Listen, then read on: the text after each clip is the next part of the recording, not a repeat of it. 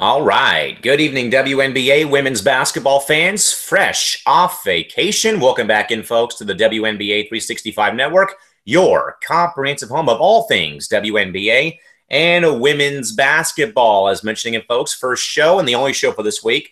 Again, coming off of our week-long vacation period in Las Vegas and Reno, Nevada. But again, glad to be back with you folks here this evening. And welcome in, folks, to the for the tonight's edition of WNBA 365. Here this evening, back in studio here. Cal McCord joining you folks here from the Calamax Sports Studios in San Diego, California. Again, fresh off of my time away from the network and time away from everything in general for that matter. But again, folks, glad to have you folks with us here that are here with us here on WNBA 365. We'll get to, of course, the one game today and a lot of news we're going to get to. But with that, folks, with this type being a solo hosted show, we are giving you, the viewers and audience, more control with this one-man show. So we invite you to please chime in the chat box or on social media and help me out here with this one-man game tonight. Find us over on Facebook at facebook.com/WNBA365, at Calamac3 or at WNBA365, hashtag WNBA365 over on Twitter, or please light up the chat box. And again, we are giving you fans the ability to somewhat be the co-host here again. Send your questions, comments, or concerns, and we'll somewhat have the regular show and then dive back into more of the what we did last time when we had a one-man game where we kind of read more of your comments in the chat box. So again, if you're going to be viewers tonight, folks, again, send in questions, comments, concerns, or pretty much anything and everything is fair game tonight in the chat box. So again, hit us up over there and we'll get to all of your commentary when there's a break in the action. So again, folks, one game, a trade, another roster move, and a lot of college news to get to, and also some other things here planned on the program here. Also, folks, as a reminder, again, we're closing in, though. But again, WNBA voting for the 2017 All-Star Game in Seattle, Washington does continue. You can vote 4 different ways, or 3 different ways, I should say, over on WNBA.com and click on the All-Star Game tab on the bottom part of your page via the WNBA app on your smartphone, or, of course, vote the, 2017 way of voting. Do it on the web, over on Facebook or Twitter. Type the first and last name or correct Twitter handle of your favorite player and use the hashtag WNBA vote, and we will get your votes will count. As a reminder, folks, the WNBA All-Star Game will be held on Saturday, July 22nd at 12:30 p.m. Pacific time from the Key Arena in Seattle, Washington. Folks, a quick update about this real quick. We do know that our outstanding co-host Crystal Thomas is going to Seattle. There's a very, very long shot, I'd probably say 500 to 1 odd chance I could make the trip to Seattle, but we'll find out what happens in the coming couple of days, sometime soon. But again, we'll have more about that later on when we get closer, perhaps, to the All-Star Week festivities. Again, Crystal Thomas is going to the All-Star Game, but again, there's a very, very microscopic chance I could probably make the All-Star Game too, depending on a couple of circumstances going on back home with work, play, and school. To the game tonight, or game today, I should say, folks, the lone game on the schedule tonight, the Fever and Sky. Indiana wins 82-75. And the Sky now fall to 3-11. Folks, I think it's important to note here that the Sky are still, along with the Stars, yet to win a home game so far this season. They're now 0-7 at Allstate Arena. Candace Dupree, 17 points for the Fever. Erica Wheeler, 13 points. Again, Wheeler, another breakout game for E-Dub. And for the Chicago Sky, Jessica Breland, 22 points, and Cappy Pondexter chipped in 13 for the Sky, who now faltered to 3-11 on the season. And the Fever remain in the upper part of the Eastern Conference and League playoff standings for that matter. This was somewhat of a game, I think, though, that we once again saw Chicago somewhat implode again, sadly. You see them again somewhat build that first half lead, but I think somewhat kind of paralleling San Antonio, Chicago and the Stars have not still yet found a way to close out key games in big situations. Now, obviously, that did happen when Chicago beat San Antonio earlier this season. And, I don't know if it's the lack of star talent or star power, I should say, on the Sky roster. But I think, though, that I think I saw this by either Todd Mintz had put this out, perhaps, and he did a fantastic job, folks, filling in on the Facebook page while I was on vacation. I think Todd had said, though, that perhaps somewhat Amber Stocks biting off a little bit more than she could probably chew, though, in regards to having the GM and coaching tag put on her. Now, again, I know this has been this is normally a big trend of WNBA. You see a lot of GM head coaches. Obviously, that was Brian Agler for a long time in Seattle, Bill Lambier for a few years in New York. You see this, and from time to time, folks, it works like every once in a while, but definitely Chicago still has a lot of problems to solve and work out here. And again, played well for the first half of the game, but again, not being able, though, to somewhat land that big knockout blow in the Fever again.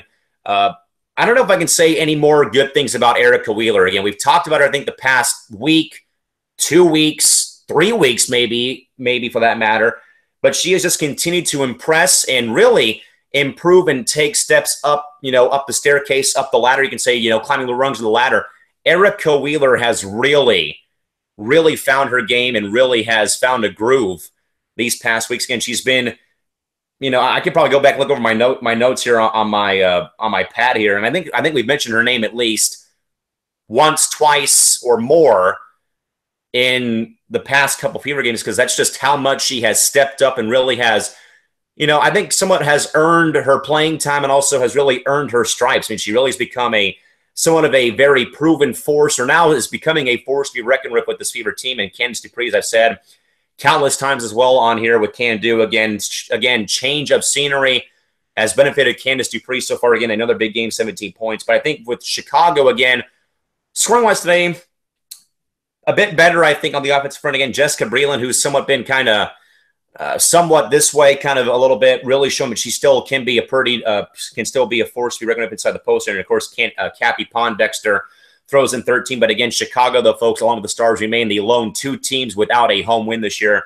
The Stars are now the Sky now 0-7 and 3, and all 3 of their wins have come away from home so far this season. Christy Wilson writes to say, she says, I agree. I think that a coach also being the GM is a bit too much.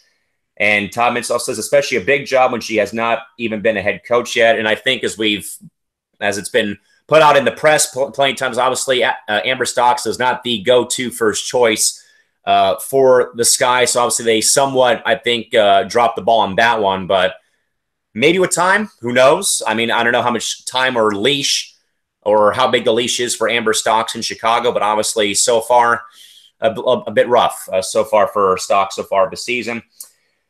We'll go to Todd real quick. He says very bad effort from Chicago. Chapman has beaten her former team 3 times already, and they've won all 3 games. The veterans have really let Chicago down. They need 4 to 5 a night to contribute. Boyette does well. The others don't, except for Breland this evening. So obviously,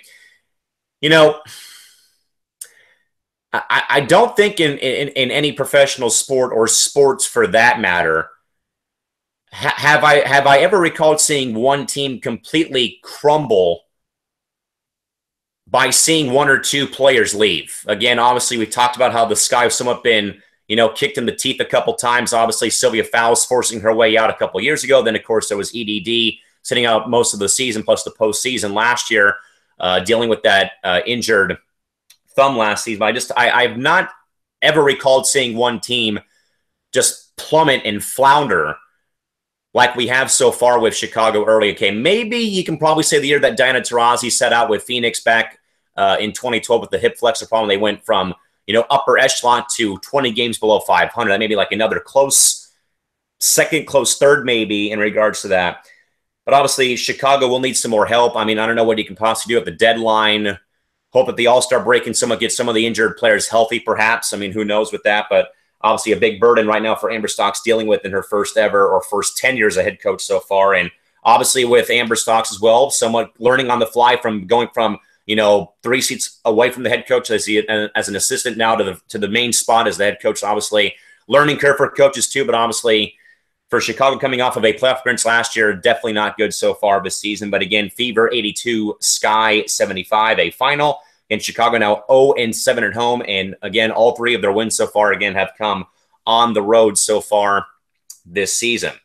A trade was made, folks, earlier this evening between the Mercury and Stars. The Mercury reacquire Monique Curry from her 2015 roster in exchange for Shea Murphy, Sophia Bruner, and the Mercury's 2018 third-round draft pick.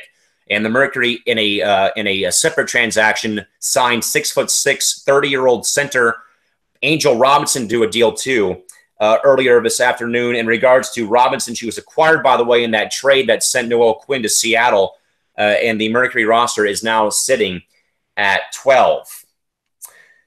In regards to the trade, folks, I'm not. I think it's somewhat. I think by now, I think that at this point in time, it's pretty fair to, pretty safe to say that San Antonio is somewhat saying, wait till next year. I think that they have thrown the white flag at this point in time. Obviously, dealing away Monique Curry, who really, I think, folks, is really somewhat got herself and her career back on track with the Stars this season, at least. I mean, she had a really good start to the season this year, and really was somewhat trying to be that veteran leader on a team, of course, that is still looking for win number one, but also on the flip side of it, more importantly, with that young core and nucleus of young kids between Wnba, McBride, and of course Kelsey Plum. We know that she's scuffling, or I know that she's scuffling right now, either finding her shot or finding playing time. But I think, though, that when you move that veteran chess piece from a team like San Antonio, I think it somewhat hurts that team even more, because you're trading away, obviously, the vet who's traveled the road and back many a times in this league, and for young talent to look up to a veteran and say, hey, she's been there, she's been here for a long time, what's the player to look up to? If someone kind of take that away, I mean, at this point, I would also say that right now that there really is no sense of direction for San Antonio for 2017. Right now, sadly, it's sadly over right now at this point in time for the Stars, at least. Now, for the Mercury, at least, now the two separate transactions, folks, I think keep Phoenix somewhere in the middle part of the pack right now. Maybe I'd say probably 4 through 6 right now is where I would probably have PHX in my playoff field. Obviously, they deal away Murphy, Bruner, and then their 2018 third-round picks. Really, you're not losing a whole lot of leverage when you give away that third-round pick. It's more so of a player that we normally have seen in recent drafts, folks. That second-round, third-round pick, I'd say maybe 90% of the time does not fully make that roster. So, obviously, Shea Murphy's been a great friend of mine, a great player as well, of course, being a part of that 2014 or being a part of the Mercury franchise for quite a long time. And then a young player in Sophia Bruner going over to the Stars along with that third-round draft pick as well. Now, again, folks, as I said, in a corresponding transaction, the Mercury officially did add Angel Robinson, the 6'6" center, to the roster again. She was over playing for the Montenegro national team as a part of the FIBA Euro tournament. Age 30, a center, was acquired in the trade with the Storm last season. That, of course, that was a part of the 3-team deal between the Storm, Mercury, and I believe the Fever, too, which I believe this is a part of the Candice Dupree trade again. So I think for this, though, this, I think, gives Phoenix a little bit more of a safety net and more leverage at the center spot. Somewhat, I think, with Brittany Griner and her foul trouble a little bit. So I think at this point, if you're Sandy Brondelli, you're saying, ooh, this is a perfect marriage in heaven right now, is having 2 6'6", 6'8", 6'9" centers now. And now that you have someone that can easily compensate Griner in that center position, obviously Robinson has had a great tournament for the Montenegro national team. Again, she's only 32, which also helps as well, and also the height is also a factor too, I think, as you look at this. So again, you're going to go from a 6'8" Griner now to a 6'6" Robinson. I mean, so again, you're getting a little bit of leverage and a little bit of a safety net too. So you know that if Griner has some early foul problems, you can stick that 6'6" center and then really help clog up the lane as well at this point in time. Looking over some of the comments real quick. Going over for Christy Wilson, she says Monique Curry should be a good asset for Phoenix. I agree with that aspect. Todd says, don't mind a deal, and I told Marquez Anderson he agreed if the Stars were going to get a deal, if Curry wanted to go back to Phoenix, they should have gotten at least a second rounder and someone like Talbot or George or even a Mitchell or a combo. Well, I think, though, that right now, Sally Todd as well, that Ruth Riley is also learning that he can't trade draft picks or young talent for superstars. I think what I was told by a couple of close sources outside of Marquez TM was Riley was making a lot of these really ludicrous and wacky trades with either Minnesota for Maya Moore or Simone Augustus. So obviously there's also a learning curve too for Ruth Riley, of course, going from a player's perspective now to the GM spot. So obviously could have perhaps gotten a little bit more there out of that. Our trusty co-host Crystal Thomas. By the way, folks, in case you're wondering, Crystal not with us tonight. Her mom right now is recovering, I think, from a little bit of a minor emergency procedure. She's at the hospital. So, Crystal, hope your mom is doing great, and thanks for chiming in tonight. She says, Mo probably wasn't going to re-sign with them anyway. She's a vet who probably has a few good years left anyway. And I would agree. I mean, honestly, you know, I think that when you're a vet and you're kind of stuck, you know, kind of being that veteran leader as I talked about, but I think Crystal kind of hit the nail on the head. When you're stuck though, kind of in that somewhat sticky situation, being on a team that's, you know, really not going anywhere, and you want to at least, as a vet, you know, because you know that you're running out of time in the hourglass, if you want to at least try to get somewhere where you can get back to being in the playoffs, the finals, or even get to that championship, get to the final, obviously, that's a big deal as well. Todd says, in regards to Angel Robinson, real quick, he says, A-Rob has shown D and length in brief time with the Storm. The Mercury have made some good moves.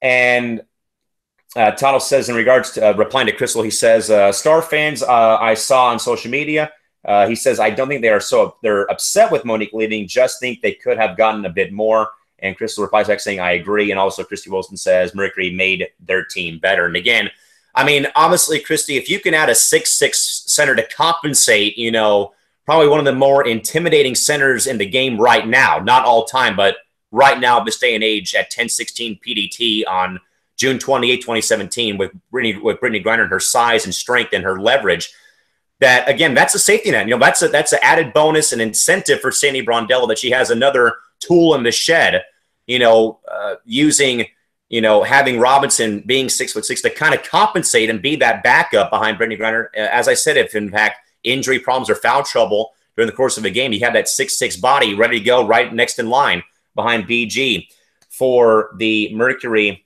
for the season. So again, folks, the trade, once more to reiterate, the trade again today of Stars and Mercury. Mercury acquire Monique Curry.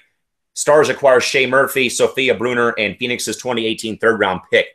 In the trade today, and again, folks, in a separate corresponding transaction, the Mercury also signed 30-year-old center Angel Robinson, who was away playing in the FIBA Euro tournament with Montenegro, was acquired last season or during the offseason from Seattle in exchange for Noel Quinn. The Mercury roster is now set in stone at 12 players at this point in time. All right, folks, some college news real quick, and it is going to the soap opera that is the University of Tennessee women's basketball program, folks, in two separate articles released over the time we were on vacation. First and foremost, folks, worth noting again, as you probably have heard, again, Diamond DeShields is foregoing her final year of eligibility to go and start her pro career overseas, and also a follow-up story, again, as we perhaps we did not get a chance to bring it, folks, but again, Tia Cooper, who was at UT, and a close friend of DeShields, again, who announced her transfer out of the university, cites a locker room fight with a teammate as the reason behind her move out of Knoxville. You know, folks, obviously, sitting here today on the 1-year anniversary of Pat Summitt's passing, and you bring up Lady Vol news, and it's for all the wrong reasons. Someone I think, in my honest opinion, folks, adds more depression, I think, adds more rain on the parade, adds more salt to the wounds about Pat's passing, and somewhat of what Pat Summitt built at Knoxville. Somewhat, folks, in my opinion, with these two moves, is somewhat making Pat Summitt's legacy somewhat deteriorate, and somewhat it's eroding away kind of slowly, and it's very depressing to see, folks, for a program that I think has meant so much to a lot of us women's basketball fans, whether you're a Lady Vol fan or not. It's very sad. I mean, and honestly, me being in locker rooms, playing team sports for as long as I did and have played, I can tell you that, you know, obviously, you know, you're with your teammates more than you're with your girlfriend, your boyfriend, or even when you're married half the time, because you see these guys or these guys or girls 6 to 8 to 9 months. You're with them for years and years, and you guys travel the road and back so often. And it's somewhat, you know, it's your second family. I mean, like I said, I can speak from experience being there at the high school level and somewhat the college level. Is, you know, it can get a little messy sometimes between either, you know, arguments, fights, and much things like that, or things like this nature. Obviously, I know that it's all part of the learning curve again. But, just the past couple years, though, for Tennessee women's basketball has just been probably a couple years, I think, to probably forget if you're a Lady Vol fan out there, from obviously Holly Warlick having a major, having, a couple of rough seasons, and obviously losing, players to transferring out, or in this case, again, Diamond Shields again, electing to forego her last year. And again, she's going to go pro. And according to sources, folks, she is ineligible for next year's WNBA draft. She would have to obviously start overseas, and then become a free agent at this point in time. A couple of comments on this real quick. Todd says, sad what has happened at UT. I miss seeing them as a relevant player in the tournament. Christy Wilson says things are falling apart at the University of Tennessee, with somewhat of the sad face emoji. Todd also says it is a program where the women's team for years in attendance lapped the men's program. And Christy says sometimes teammates just don't get along. And, that's somewhat, I think, become a recurring trend in college locker rooms and in high school locker rooms.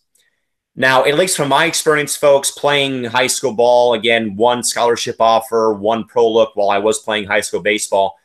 And I get where Christy's coming from, though, is sometimes there's friction. Obviously, teammates will fight. There will be some locker room gimmicks that go on that teammates don't see eye to eye on, in regards to either something that happened at practice or in the classroom or at a game. I, for one, folks, don't even see a whole lot of problems in my high school locker room. I saw more of it, though, post-high school, post-college, and into broadcasting, where, players and coaches are going at it, full-blown arguments, name-calling, cussing, pushing and shoving altercations going on. And it has somewhat become the new, I guess, somewhat new normal, I think, now for high school and college sports in 2017, where, coaches really can't enforce any policies, because then they'll have parents calling the AD and saying, hey, I don't appreciate this. I'm moving my student, I'm transferring my student out because this coach is either too aggressive or too loud or what have you. And somewhat, I think, I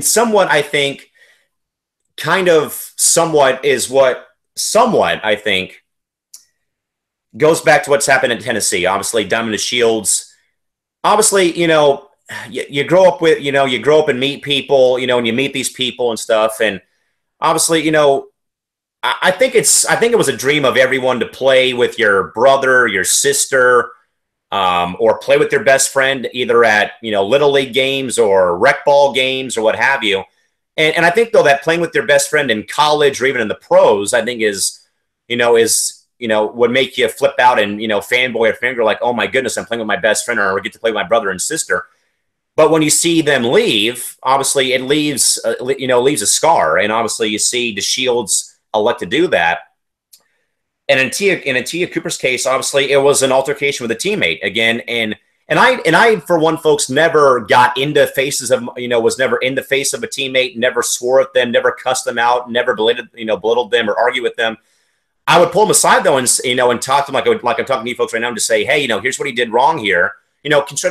Criticism constructively, but in a polite, respectable, professional manner. I mean, I would never, of course, come out and blast someone on the web or blast them in front of their parents or above all in front of my teammates. And obviously, time obviously didn't heal the wounds of Tia Cooper with her fight with her teammate, and that's why she elected to go to South Carolina.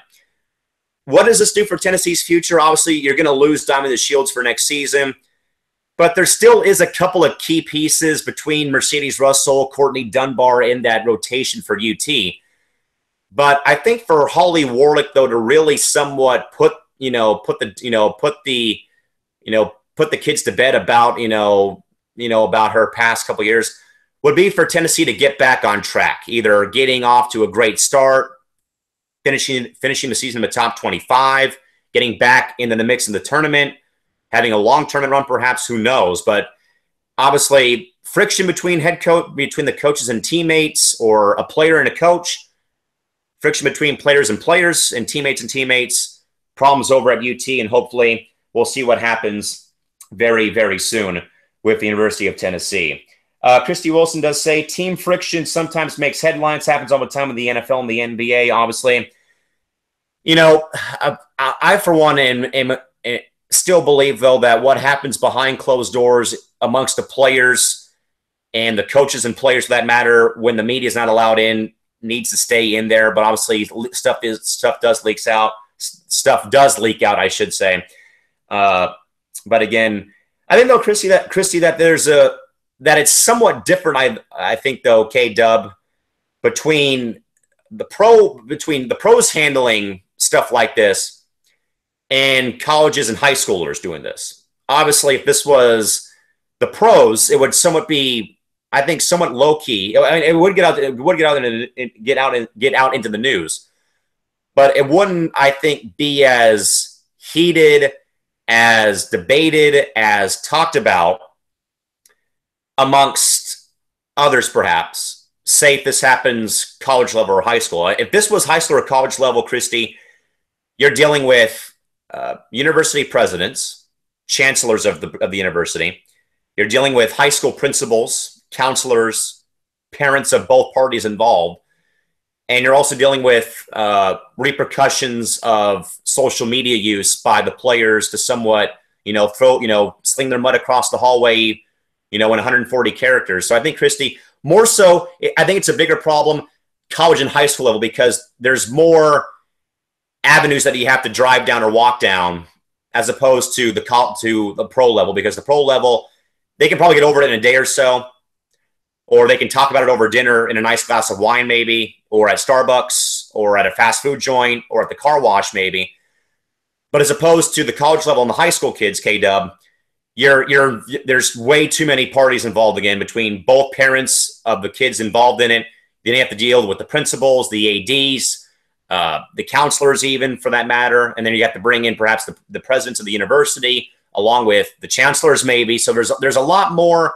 And then, of course, social media being devil's advocate or being, the other negative here again is the social media slander between both parties involved, Christy. So obviously, I think, though, that it's a bit more controlled, I think, amongst the pro players than it will be amongst college or high school kids, because obviously I've been a part of it. I've seen a lot of it, and it can get very gruesome, very ugly, and very, very out of control very, very quickly, college and high school level at this point in time.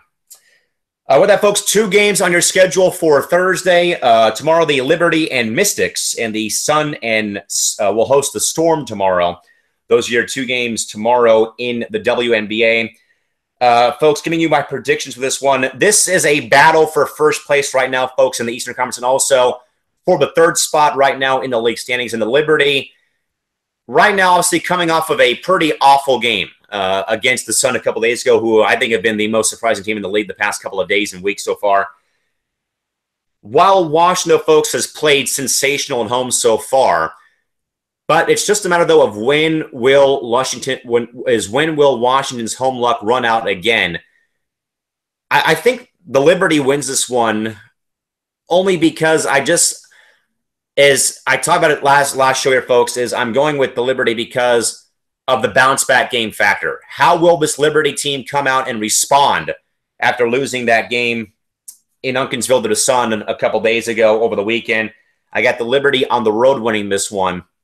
And we'll see what happens. Because, again, I just think, though, that after a team comes off of getting blown out or losing badly, they're bound for that bounce-back victory. And I think that the Liberty can get it here against the Mystics. Next game is the Sun and Storm on ESPN2, what I recall seeing on the WNBA website.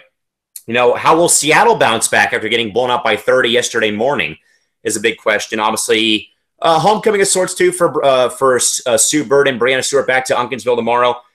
The Sun, though, folks, man, I'm telling you, a whole week of not doing shows but seeing the scores, folks, this Sun team is full of energy and now full of potential, folks, and they're going to definitely make some more noise throughout the remainder of the season.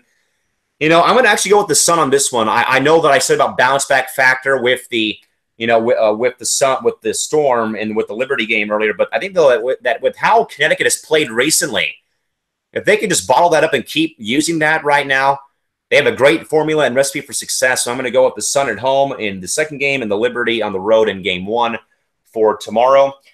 Todd says the Mystics will have a big test tomorrow, but I like them here. Further, CT has to get a win here. A young team needs to keep progressing and have drop 2. Seattle is struggling. So both teams obviously somewhat reeling a little bit so far at this point in time.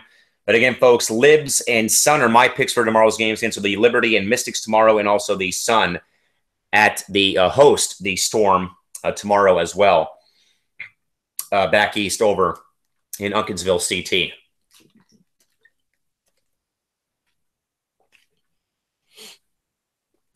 Again, folks, as a reminder once more, again, WNBA All-Star voting is still going on for roughly a couple more weeks, I believe. Again, you can vote 3 different ways for the to send your favorite players to the Emerald City. You can vote on WNBA.com. Just click on the orange tab on the bottom part of the homepage or on the page you're on. You also vote virtually via the WNBA app on your Apple or Android device, or, of course, vote on social media via Facebook and or Twitter using the player's first last name or their Twitter handle with the hashtag WNBA vote. And again, folks, as I said earlier at the top of the show, but again, our correspondent and our great co-host, Crystal Thomas, will be in Seattle for the All-Star game. And again, folks, as I said, there's a very, very microscopic, very, very small, long shot chance I could make this trip to Seattle. We'll let you know, or we'll keep you posted about that, but we'll see what does happen. But for the time being, folks, we will have KT in Seattle, but again, about 500 to 1 odds, maybe the same odds as the Padres winning the World Series this year, are the same odds of me going to the All-Star game this year in Seattle, Washington. But we'll have more about that in the coming few weeks or so.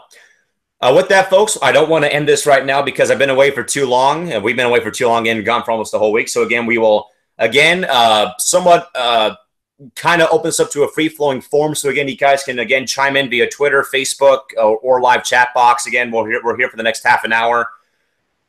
So send in questions, comments, concerns, or if you want to know about my vacation or what have you, go ahead and do so in the chat box, and I'll get to those comments when I can get a chance. But again, I think, though, folks, to reiterate, though, your final score from today, again, Camp Day game, Fever and Sky, again, the Fever 82, the Sky 75, the final score. Candice Dupree leading the way for the Fever, 17 points. Erica Wheeler, 13 points. Jessica Breland, 22 points. And Cappy Pond, extra 13 for Chicago. Sky are now 0-7 this season at home. Again, all three of their wins, again, all 3 of them have been on the road so far from Rosemont so far this season.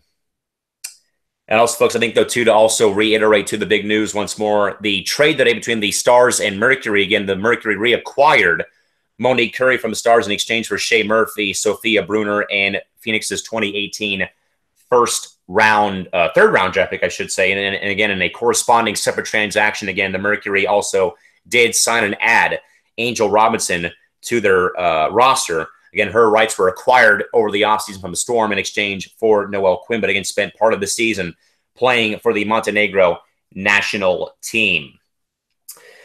So again, I did say this was somewhat AMA of Ask Me Anything. Christy Wilson wanted to know if I have any thoughts about Chris Paul going to Houston again with the NBA trade.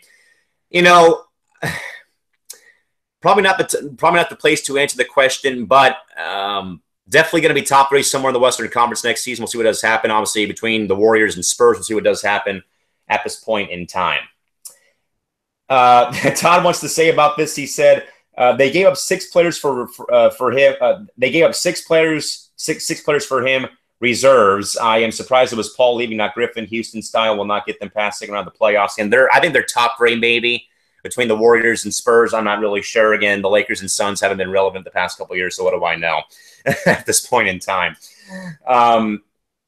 Again, folks, quick schedule alert for you folks real quick. Again, we will be off there tomorrow and Friday as well. We should be back, though, folks, either on Monday, and if not Monday, we should be back. We will be back probably all week next week, depending on what does pop up on my schedule, folks. That actually, folks, folks, does bring me to a very, very important announcement for you folks, real quick.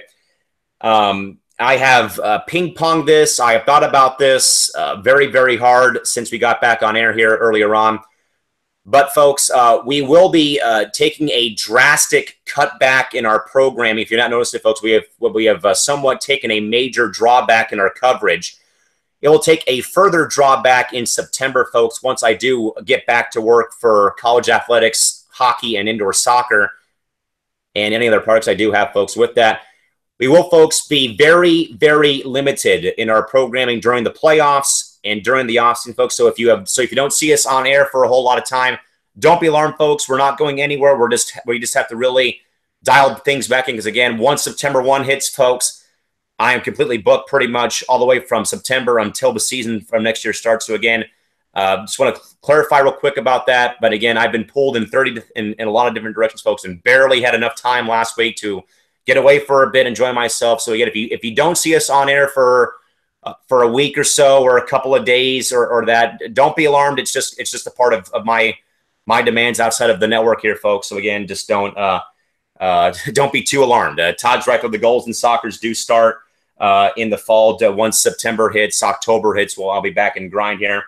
Michael Driver, good to see you, buddy. He says, nice to see the Mercury trying to get a playoff team together.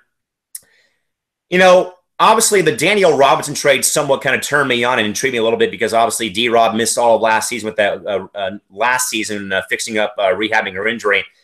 But obviously they still have, they scuffled a little bit early in the season, but now, Michael, as I said earlier in the show again, and again, thanks for tuning in, buddy. But obviously, you know, bringing Curry back somewhat helps with depth. But I still, though, again, to use a word from my good buddy, from our great friend Todd Mintz again, about being intrigued again, Angel Robinson was one that really more so intrigued me, because that, I think, really somewhat polishes up and helps out at that center spot. Again, you're adding a 6'6" center to your franchise now that can perfectly fit behind Brittany Griner again, if BG has injury problems maybe, or if she does in fact have foul trouble early in games, Mike. You got a 6'6" body coming off the bench to somewhat take the load off, but also, you know, as another towering post presence that really could be tough to guard against, especially if you play a team undersized, you know, that may play smaller, doesn't use their center spot very well. So the Robinson signing, I think, more so for me, was really one that really somewhat captivated me, because again, I mean, that just gave Sandy Brondello another option at her, another tool in the shed, or another weapon at her disposal in her artillery to use behind Brittany Griner. Again, should an injury pop up, perhaps, should she, if she takes a game off or what have you. We'll see what happens. Todd's asking, do you believe Curry will start? Do you think up at 2 and Diana starts at the point now, or how do you see her fitting in, or should she be coming off the bench? You know, Todd, and the whole time I've watched Diana Taurasi's career, again, from the time she was at UConn and also to the W, of course, having watched her for the past 13 seasons, watching her whole career, is I think Crystal Thomas might be able to vouch better at this than me. But it just seems like, though, when Dee brings up the ball, either the offense doesn't work well, or she doesn't get a good look off. I noticed that a lot last year when she brought the ball up, and even my great friend, my awesome friend, bless her heart, my friend Jess, who I went and saw in Reno these past 4 days, she told me flat out last year when she came out to see me in San Diego was, it's somewhat, I just don't like Dee bringing the ball up as the point guard. Now, obviously, your job as the point guard is to bring the ball up and make your teammates better. But I just don't know, though, if I don't know, Todd. I don't know if Diana is really comfortable, I think, having to somewhat bring the ball. Now, I know she has so far this season, but I think, okay, maybe in spurts, I think she's done well in spurts and somewhat struggled, I think, in spurts, having to bring the ball up every once in a while. But again, I think, though, Todd, you bring up an excellent point, though, is now Sandy Brondello is going to see what lineup rotations will work to somewhat get Mo in the game, either off the bench, start somewhere, maybe either give someone a breather from starting a game. So obviously, Todd, there's a lot of different avenues, and Todd, it's also why I don't coach, because I have no idea what I would do at this situation either at this point in time. Christy says she might come off the bench. Depends on what Coach Brondello wants to do. I agree with that 100%. Michael also says you are right. Always need bigs and maybe a light, more of a fire. I think, Michael, that's a perfect comment. That's what I should have made, though, too, is obviously we have kind of somewhat seen Brittany Griner kind of go into holes every once in a while of either not scoring a lot, foul trouble, or letting her emotions somewhat get the best of her. So obviously, hey, Michael, I concur 100%. Somewhat saying, hey, there is another center that's as tall as you that would love to take your spot if you don't play well, or if you don't have a good stretch of games. So, Michael, great point, excellent point, great minds think alike, good man. Christy Wilson says DT is better off not being a point guard. She's better off as working as a small forward or shooting guard. Obviously, when she's not having to create her shot, when she's able to just get pick a pass up and nail a three or drive to the lane, she is much more deadly, much more effective in that role. So I agree with that. at this point in time. Again, so again, folks, to reiterate once more, but again, Monique Curry dealt from San Antonio to Phoenix today in exchange for Shea Murphy, Sophia Bruner, and a third-round pick from the Mercury in the 2018 draft. And also, again, as a reminder, and a corresponding transaction that was made as well, Angel Robinson signed by the Merc today, officially after finishing up her overseas commitments over in Montenegro during the FIBA tournament this year. But again, folks, we invite you to send in more comments. Again, we have plenty of time left here. So again, fire away with anything else you want answered. So Mike, Christy, Todd, whatever you got, keep firing away, guys. We'll get to more of your comments when we do get a chance here throughout the course of the remainder of the program. I think, folks, to somewhat go back real quick to the news again out of the college ranks again, once more, again, folks, as you probably saw over the week or past week again, Diamond DeShields again foregoing her final year at Tennessee to start her pro career overseas. Now, obviously, there was a lot of talk and chatter amongst the community a couple of days ago. Again, the rumors, at least what I've gathered from sources with the inside knowledge here, either from the Knoxville Press or what have you, again, is DeShields will be ineligible for next year's draft, according to what they have said and speculated and what they have talked about. So again, she'll probably have to at least play one pro year overseas and then potentially join the WNBA draft either 2019 or 2020 or what have you. And also, Tia Cooper, also, folks, the news of her transferring a while back was also fueled, apparently, due to a behind-the-scenes locker room fight with a teammate as well, which was her reasoning for her departure. Tom wants me to discuss your trip, to discuss my trip to the Lot 10 of the NHL Drafts concert. I guess to bring that up here again, for those of you that were wondering, again, I was actually in Las Vegas and in Reno, more so in Vegas, for 2 days to check out the 2017 NHL Awards Show and the expansion draft. Now, as you folks probably don't know here, well, I'll make it easier. The city of Las Vegas got a National Hockey League expansion team to come to the city this year. A brand new, beautiful arena, folks. So with that, actually, much like I did many, many times on here on the network many, many months ago, I'll actually go and show you some of my stuff real quick here. I got time, so for those of you that want to check out, or if you folks probably not been in the loop about my trips, my trip to Vegas and Reno, show off some of my stuff real quick here. But no, I had a great time. Again, just needed to get away for a little bit, probably a little bit longer than maybe expected. For those of you, okay, so we'll go here, and I'll actually take you folks to my, man, this is, you guys getting a behind-the-scenes tour here. I'll take you to my own personal Facebook page. How about that? And we'll go there and show you some of the folks, courtesy, photos, I should say, courtesy of my, of Google Talk screen share real quick. First time I've used this in who knows how long here. Pretty much I'll show you guys this, and well, this is my view. This is what I look at when I see you folks on the camera here. And so for those of you wondering, this is T-Mobile Arena. This is where the Vegas Golden Knights, the NHL team, will play their 2017 season next year. Very nice arena. I'm calling it the Golden Globe because you folks probably can tell the outside of the arena is gold, much like their team name. Nice venue. This was from the hotel I was staying at for night one when I got into Vegas a couple days ago. And this is one of my favorites. My friend Cameron, bless his heart for allowing me to go with them. We had breakfast at the Orleans Casino off the Strip, and this was the plate-sized cinnamon roll he put down for breakfast the morning we were going to the draft. So that one, and then I took a picture outside of the MGM Grand Garden Arena. Of course, folks, many concerts, hockey games, basketball games, and of course, folks, you cannot discount the legendary, famous boxing matches held at the MGM Grand Garden Arena. Love that place. So then we end up going to Top Golf in Las Vegas. So this is like your futuristic version of a driving range, basically. So you get 18 holes to play. It's 18 swings off the driving range, and there's big targets out there. You get points for it.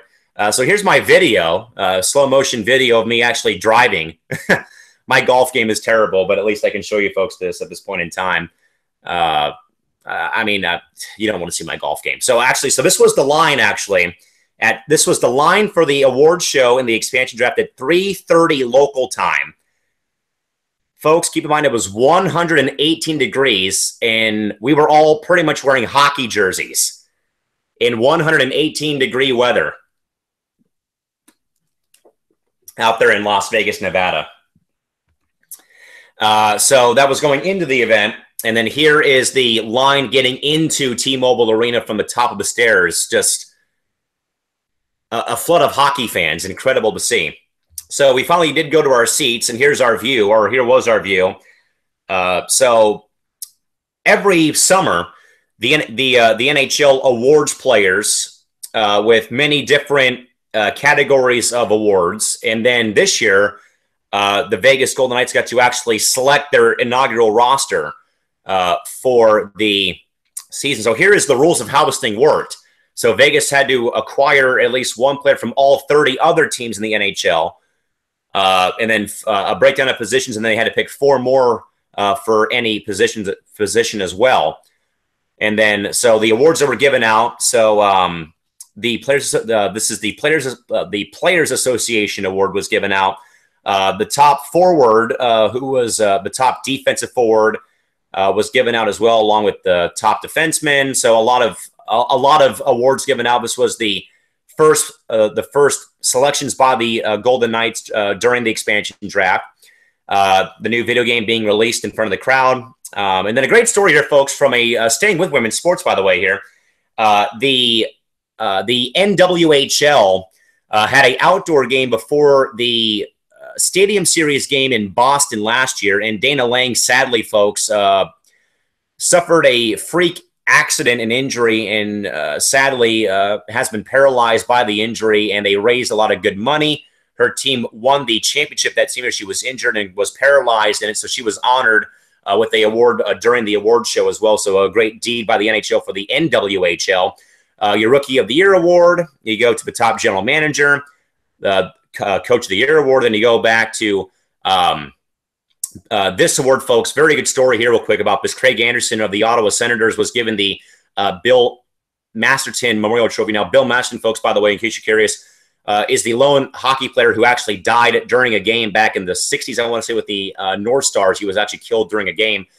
Craig's wife, battled cancer during the season.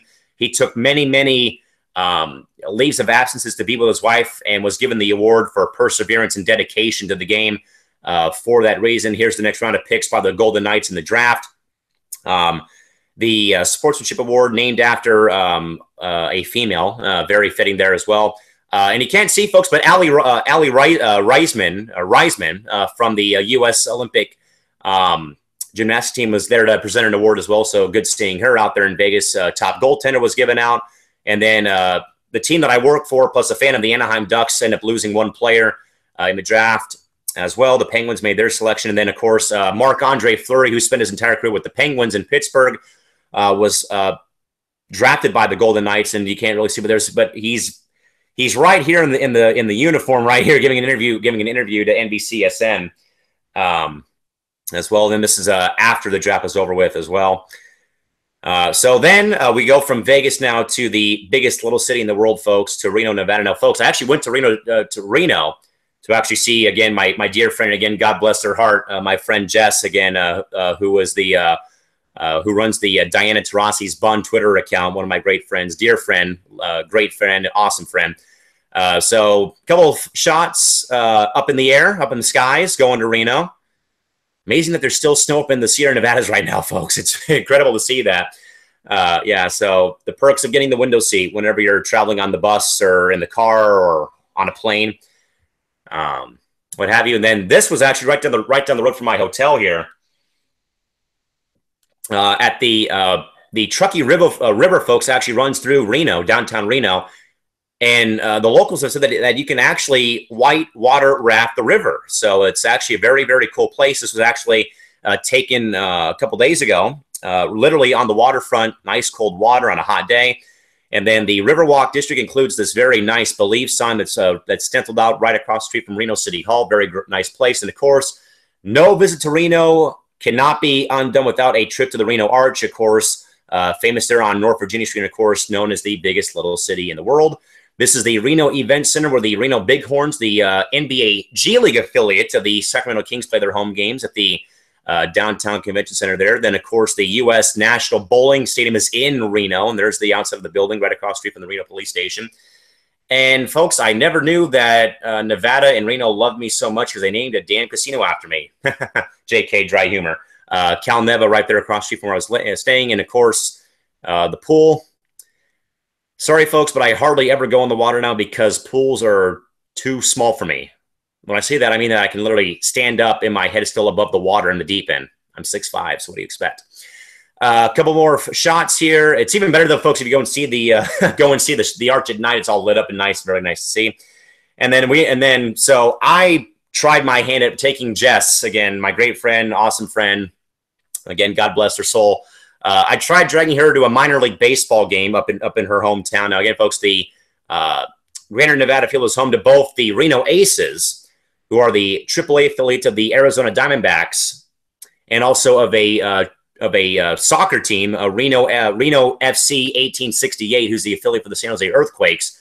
They play at the same stadium, and they happen to the Aces were playing the Tacoma Rainiers, which is the affiliate of the Seattle Mariners. So quite fittingly, the Mercury and Storm played while I was in Reno, and here the Diamondbacks and Mariners played each other on a AAA level. So, and yes, folks, I got some freebies because I do know an employee that worked with the Aces. Him and I used to work together. Him and I used to work together with the San Diego Gulls of the American Hockey League as well. So this is Greater Nevada Field. This is where we're sitting about 3 rows back behind the dugout. And hey, for once, we're actually wearing we're not wearing WNBA gear though. Finally, for the first time ever. But I mean, folks, I played baseball my whole life, so I'm known. I love wearing hats. I wear team gear. So, yeah, there is Jess. Again, Jess, again, is in charge of the Diana Taurasi's Bun page on Twitter. Please follow her, folks, if you have not done so. It's at DT3's Bun. Please follow her, folks. She's got good commentary, and above all, she's a great friend. So please follow her if you can on Twitter if you have not done so yet. A couple more shots from the field. It's roughly about 95 at game time, but once the sun went down, folks, it became really, really nice and cozy at the ballpark.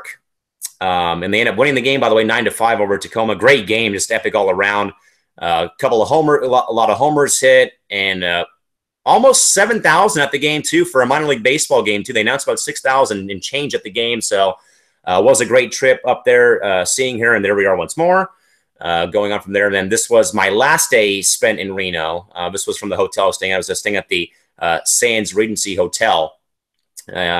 And obviously, folks, we know about how great college rivalries are. So Jess and I went to a mall in Sparks, which is a neighboring town, but they're pretty much connected. So it's pretty much Reno Sparks.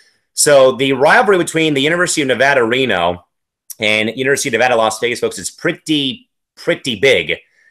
Jess was telling me at lunch that day, like, Reno hates Las Vegas. So if you go into the UNR student store, folks, be sure you don't have any Rebel fans with you because they will not be allowed admission into the team shop over there. And then this was coming back to San Diego. Again, window seat on the way back. Again, snow still in the mountains. Just amazing to see, folks, that there's still snow in the mountains here in California and in Nevada. And folks, this shot right here, by the way, is actually going through Burbank, California, up there in Los Angeles. So still seeing all the lights on for traffic. And then this is coming back into San Diego. There's the Coronado Bay Bridge right here, where the mouse is at, coming back into San Diego. And that will do it for me showing my vacation photos for you folks. But again, great to get away for a bit, but more importantly, glad though to have you folks back with us here.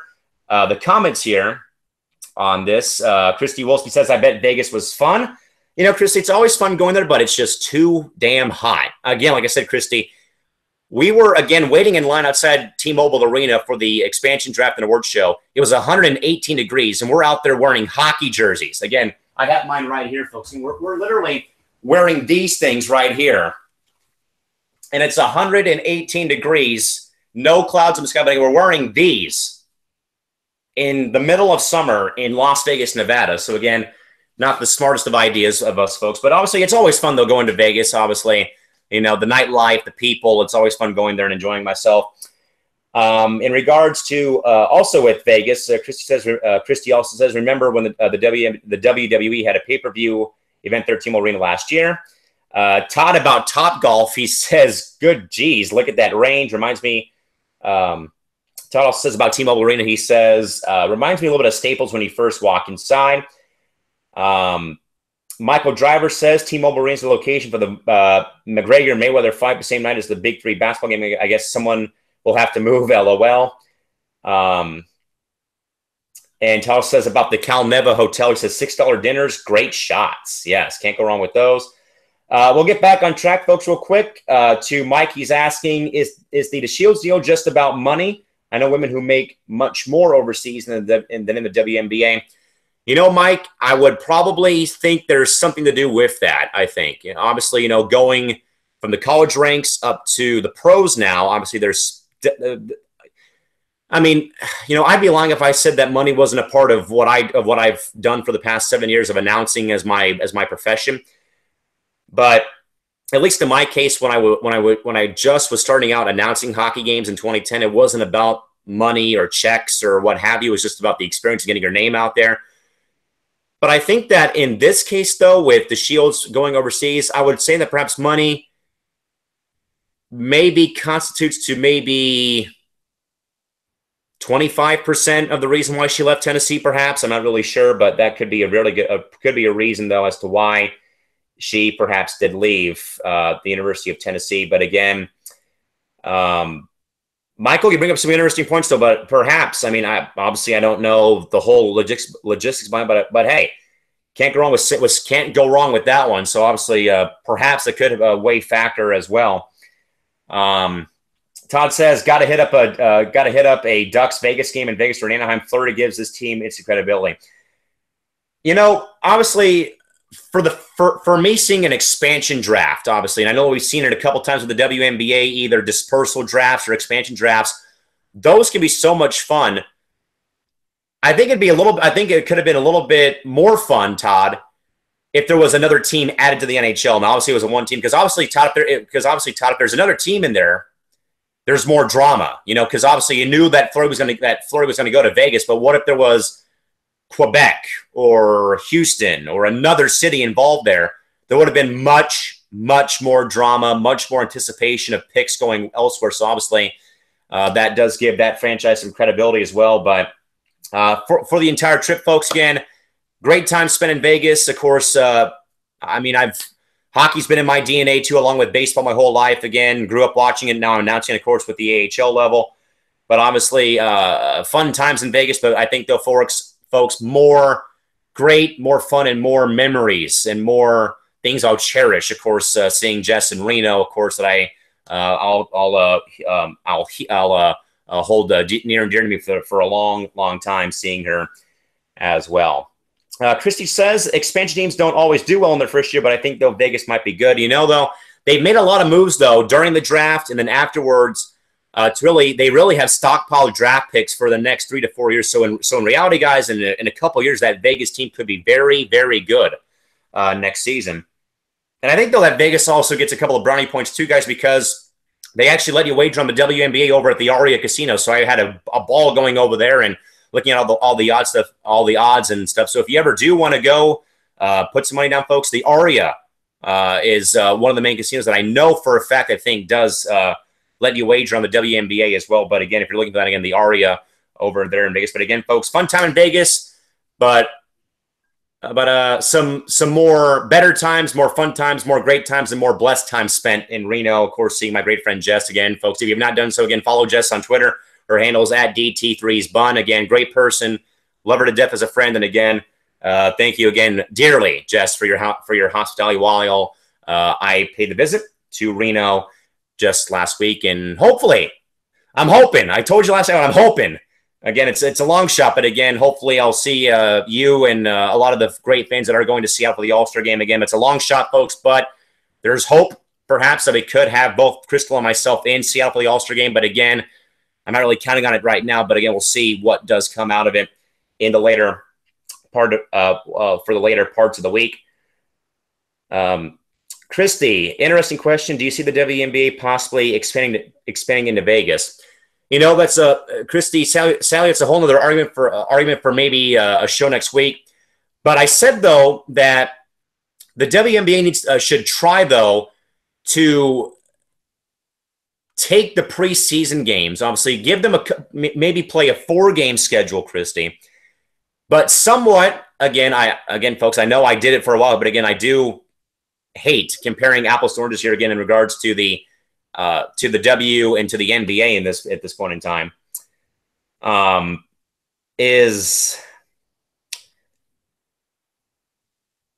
They need to somehow, some way, kind of emulate how the Lakers and a lot of other teams kind of, okay, maybe not the Lakers, folks, like the Globetrotters. They barnstorm and they travel their preseason games or travel their games to other cities. Now, again, I know it's a long shot, but again, at least again, folks, when the Lakers have come to San Diego the past couple of years, I've gone 3 of the last 4 years when they've come here.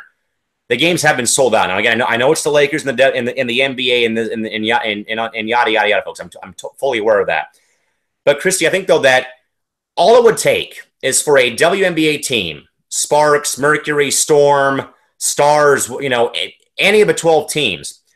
All it would take is, hypothetical situation, the Sparks play a game down here in San Diego, either at Valley View Casino Center, at the Jenny Craig Pavilion, at Viejas Arena. Either way, they play Phoenix or Seattle and San Diego. All it would take is for someone like the group that right now is trying to bring MLS to San Diego. It would just take one of them, either a family, a couple, or one businessman or woman, or someone with a lot of money that goes to a game, either takes their kids, like I said, it would take someone like that to go to a game just once and become intrigued, enjoy the product, and then say, how do I apply to get a team in this league? So I think, Christy, to answer your point, if they expand somewhere, I obviously the NHL going there is a step forward, along with the Raiders going there in 2020 is a good step for Vegas as a whole with sports going to their city. But in regards, though, for expansion again, Christy, to answer your question or staying with your question, is that experiment, I think, of having teams barnstorm or go play somewhere else for preseason, or even one regular season game somewhere else, that could start a domino effect in some other in cities that may have interest. Orlando, Louisville, or the Bay Area. So Christy, I think though, we can probably extend this conversation or extend this bridge during a show next week. But definitely though, there's a lot of ways KW can go to expand the league. But definitely we'll talk more about that next time as well. Todd says, before we bail, if the Stars do not beat Chicago on Friday, how long will this 0-4 continue? TM, I don't know. I mean, this is obviously a tailspin that has become uncontrollable right now with the Stars. Obviously, sadly, getting ever so closer to those feudal marks of Tulsa and ATL. They're bound to at least win a couple games eventually. Maybe, Todd, for that matter, they could probably they'll win a couple, but if they don't beat Chicago Friday, I really don't know. Honestly, they'll probably pull off a couple of wins when either Minnesota or LA rest players later in the season, perhaps, for all that I know. But obviously, this may go on for maybe longer than probably Tulsa or ATL standards. Todd, real quick, also says Vegas teams have failed. I feel it is all in the marketing. The nights I read in SI are planning entertainment outside on game night, music, food, atmosphere, the works, etc. Obviously, that always does help. Obviously does help too as well. And Michael Law says, he chimes in saying, really feeling bad for the Stars.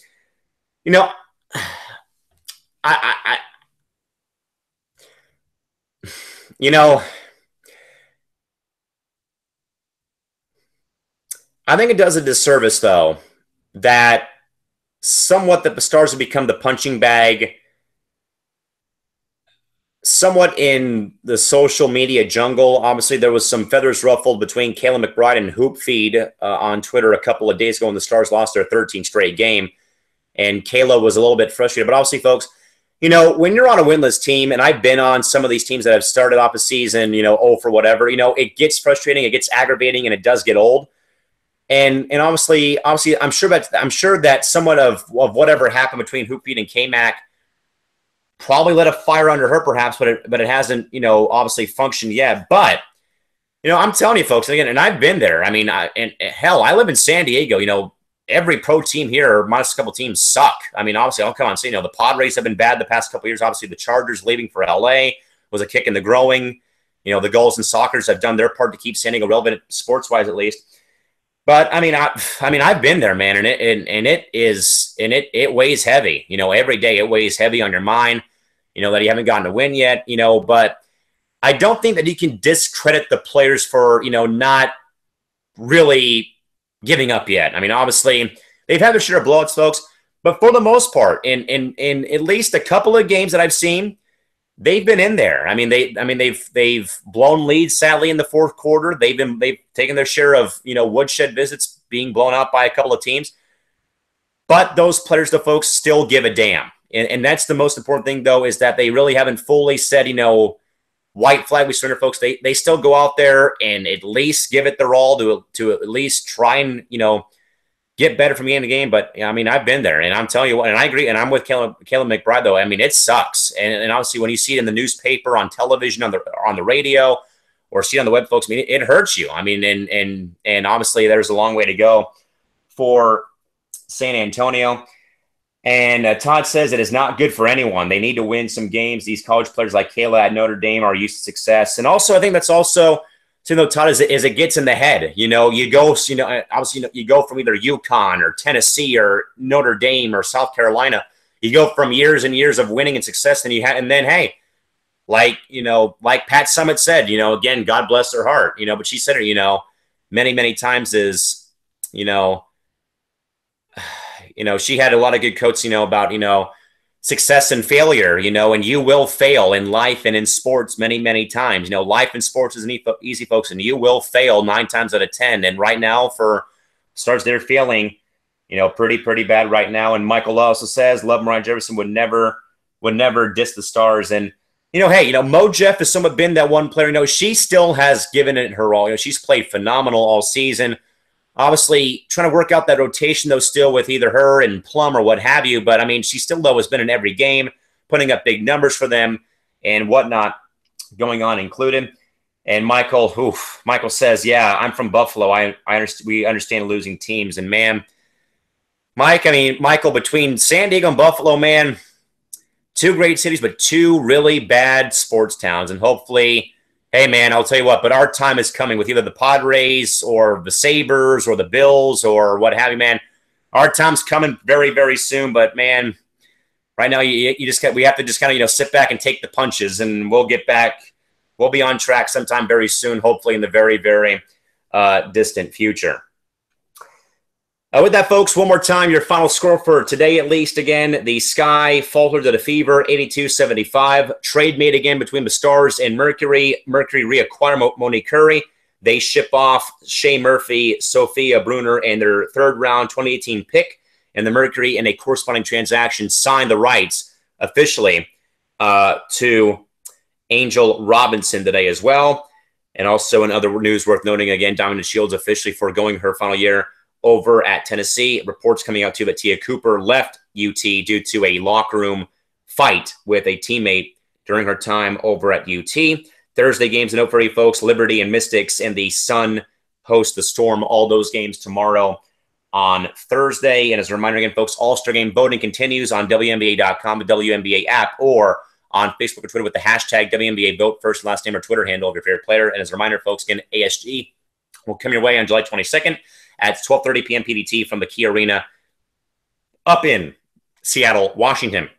And again, folks, we will have Crystal Thomas going to that event. But again, 500 to 1 odds, maybe even 1,000 to 1 odds. Again, I could be making that trip to Seattle. But again, fingers crossed that we get up there, and hopefully we will let you folks know probably sometime beforehand if we will, in fact, have a live show from Seattle, or if not, we'll have it from Seattle and in San Diego.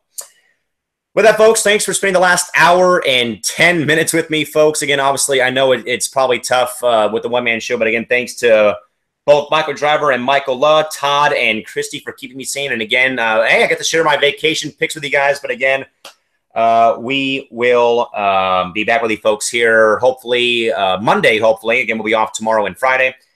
Todd says maybe KT can do a live show from there. No pressure at all. Well, Todd, I mean, depending on my situation, man, if I can somehow make this one go through, it'd be great to have 2 people there at least. But if not, we'll have our network at least there this one time. So there is no pressure. So again, we'll see what does happen. But also, folks, again, real quick, once more, again, want to drop a very heartfelt, sincere thank you and shout out to my great friend Jess Garcia. Again, follow her on Twitter, folks. Please do so. I'm begging you, kind of. Again, her handle's at DT3sBun for your kind, warm-hearted, and generous hospitality in Reno these past 4 days. It was great spending at least 2 of my days with you. And again, hugs to you and the fam. And again, hope to see you again sometime soon. But again, folks, we'll see you folks back here on Monday. If not on Monday, maybe on 4th of July. For that, folks, just stay tuned to social media. We'll let you folks know what our next schedule will be. Till then, folks, take care. Good night. See you folks next time back here on WNBA 365. Take care and good night. Bye-bye.